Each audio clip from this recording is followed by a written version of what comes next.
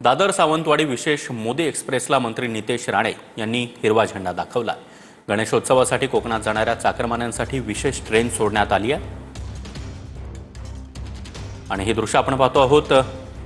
गणेशोत्सवासाठी कोकणात जाणाऱ्या कोकणवासियांची भेट स्वतः नितेश राणे घेत आहेत। दादर स्टेशनवर ही विशेष ट्रेन थोड्याच वेळात सुटणार आहे। नितेश राणे हे स्वतः या ट्रेनला हिरवा झेंडा दाखवणार आहेत।